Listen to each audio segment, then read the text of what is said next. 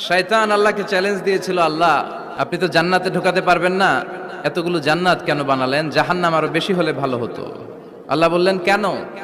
শয়তান বলে, আল্লাহ এই সবগুলারে আমি ওয়াসওয়াসা দিয়ে মুনাফিক বানিয়ে নাস্তিক বানিয়ে জাহান্নামে ঢুকাবো।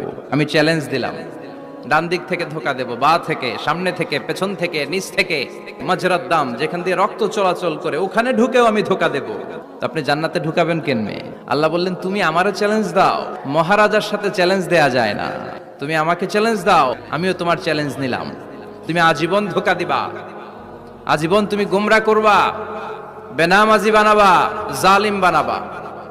কিন্তু আমার বান্দা কোনো তাফসীরুল কোরআনের মাহফিলে এসে কোন এক ওয়াক্তের নামাজে মসজিদে ঢুকে চোখের পানি ছেড়ে যখন ক্ষমা চাইবে, আমি সব গুনাহ মাফ করে দেব, তুই কি করবি? চিৎকার করে পড়েন আল্লাহু আকবার। শয়তান আল্লাহকে চ্যালেঞ্জ দিয়েছিল, আল্লাহ আপনি তো জান্নাতে ঢোকাতে পারবেন না, এতগুলো জান্নাত কেন বানালেন? জাহান্নাম আরো বেশি হলে ভালো হতো। আল্লাহ বললেন কেন? শয়তান বলে, আল্লাহ এই সবগুলারে আমি ওয়াসওয়াসা দিয়ে মুনাফিক বানিয়ে নাস্তিক বানিয়ে জাহান্নামে ঢুকাবো। আমি চ্যালেঞ্জ দিলাম, ডান দিক থেকে ধোকা দেব, বা থেকে, সামনে থেকে, পেছন থেকে, নিচ থেকে, মাজরাত দাম যেখান দিয়ে রক্ত চলাচল করে ওখানে ঢুকেও আমি ধোকা দেব। তো আপনি জান্নাতে ঢুকাবেন কেনমে? আল্লাহ বললেন, তুমি আমারও চ্যালেঞ্জ দাও, মহারাজার সাথে চ্যালেঞ্জ দেয়া যায় না।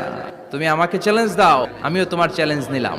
তুমি আজীবন ধোকা দিবা, আজীবন তুমি গোমরা করবা, বেনামাজি বানাবা, জালিম বানাবা। কিন্তু আমার বান্দা কোনো তাফসীরুল কোরআনের মাহফিলে এসে কোন এক ওয়াক্তের নামাজে মসজিদে ঢুকে চোখের পানি ছেড়ে যখন ক্ষমা চাইবে, আমি সব গুনাহ মাফ করে দেব, তুই কি করবি?